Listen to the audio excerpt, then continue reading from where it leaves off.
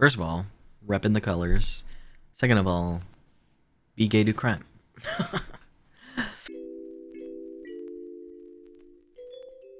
I know a lot of artists can relate to the idea of wanting to make art their full-time job. I know I have the same dream whenever I am creating something that I really love and enjoy. I have a voice in the back of my head saying, wouldn't it be nice if you got paid to do this?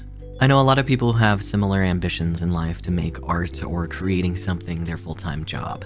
But it's hard, it's difficult, and not everyone can do it.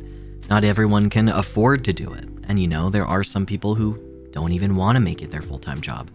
As someone who's creative, it gets difficult to find a life balance of trying to make money while also pursuing your passions. For those of you who don't know the four-burner theory, basically no one knows where it started, but I am basically referencing an article from jamesclear.com written by James Clear. James Clear describes the four-burner theory as a representation of work-life balance, and it is represented by 4 burners on a stove, and each burner is symbolizing a major quadrant of your life. The first burner is representing family, the second burner is representing friends, the third is your health, and the fourth is your work. For creative people, I believe there is a 5th burner, the 5th one being your passions. I know some people who are creative are able to combine their passions and work together because they are working as a full-time artist, but like me, who works a full-time job while also making art on the side and streaming and things like that on the side, there is that 5th burner of what I'm passionate about. So basically, in the 4 burners theory, it says that in order to be successful, you have to cut off one of the burners so that the other ones can burn brighter. And if you want to be very successful, you have to turn off 2 of the burners. In reference to the 4 burners theory, in my own experience with my 5 burners, I find myself giving up my passions and sacrificing talking with my family in order to have success in my health, work, and my friendships. Sometimes each burner goes off or turns on, and I adjust every so often in the week to make sure that I'm giving the proper amount of time to each person that is important to me in my life.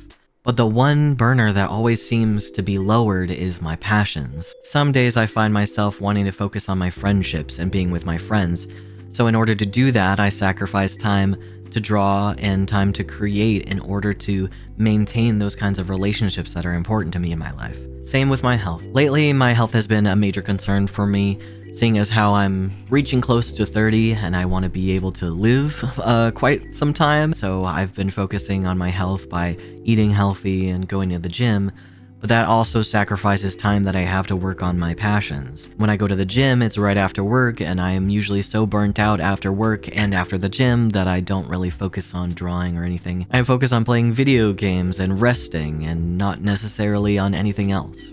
When you are an artist who works a full-time job and only does art on the side, sometimes it can feel like you're not a true artist.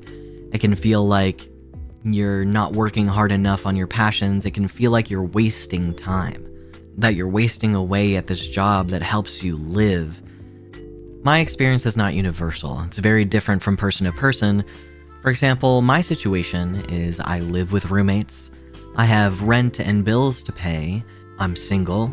I don't have any dependents relying on me. I rely on myself to make an income in order to live and buy food and live in this house. By the very grace of my beloved roommates, it's not as expensive as it would be if I were living alone, which thank God for them for bringing me in, otherwise I would have had to still live with my parents. There's a lot of pros and cons to being a freelance artist. I decided to sit down with a few of my friends. Some I know are working as full-time artists, either freelancers, making merch, or otherwise, and others are just like me who work a full-time job to rely on income and then using their free time in order to make art. I went back and forth on this because a couple of the interviews that I've had so far have been upwards of 30 minutes long, and I wanted to be able to give each friend their own spotlight. I would rather highlight their stories to their full potential rather than cut out anything that might be important for someone to hear. And instead of making a 4-hour-long video, I'm going to be splitting it up into parts. This is the intro to the interviews, so this is the first part. And there is going to be 6 total interviews altogether, 3 of which are with people who are full-time artists, and the other 3 are those who work a full-time job while doing art on the side. To give you a little bit of a taste of what we're going to be talking about, I will be talking about my experience first. For me, I started becoming interested in art when I was very, very young.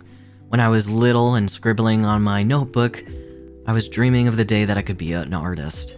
In terms of my educational background, I went to the University of North Texas. I graduated with a Bachelor's of Fine Arts with a focus in drawing and painting. I almost graduated with an art education degree, but I ended up not wanting to double major. Currently, I work from home at a full-time job that I work Monday through Friday from 8:30 a.m. to 4:30 p.m. It's not a very labor-intensive job, however, it requires a lot of my attention. As you know, some work-from-home jobs like to track activity, and it's not just mouse clicks, it's in fact calls as well. Cold calling is probably the worst part of my job, but I have to do it in order to make money. It's very difficult for me to find time and inspiration to make art after a long work day. Usually what happens when I really want to put forth the effort into making something, I will schedule time in my day where I can draw at least 10 to 20 minutes. Sometimes it doesn't last that long, sometimes it doesn't happen at all. You remember the first video that I made where I promised myself that I would not make a rule that I would draw every day? Good thing I didn't do that, because otherwise I would be feeling really bad right now. Usually I try to draw after work ends, after 4:30 p.m. However, on Tuesdays and Thursdays I have to go to the gym with my personal trainer for him to torture me. As an artist who does work a full-time job working from home, it's hard to find inspiration in your everyday surroundings. Since you're just surrounded by it 24/7, all day, every day, it's been difficult for me to find the time and the inspiration to find something I want to be creative with, especially because I haven't been exposing myself to any experiences. Now, I am in my 20s, I'm reaching 30, I really want to have these experiences under my belt so that I can be inspired more. It's kind of difficult to do that because I can't really afford it, and I'll admit it, I'm a little scared. I'm scared to take the risk, and I know some people who I'm going to be interviewing have taken the risk and found it beneficial to them in order to take the risk. But for me, I always play it safe.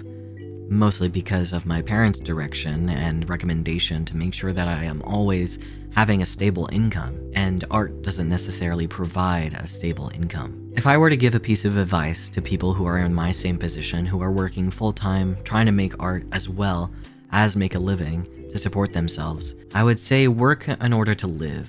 Don't live for your work.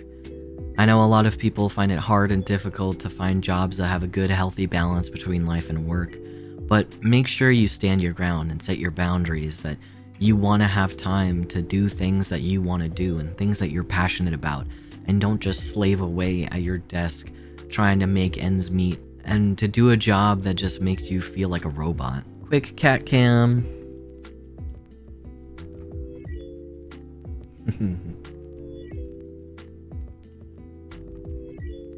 Anyways, I worked really hard on these interviews to edit them to make sure that they're very concise and entertaining to watch.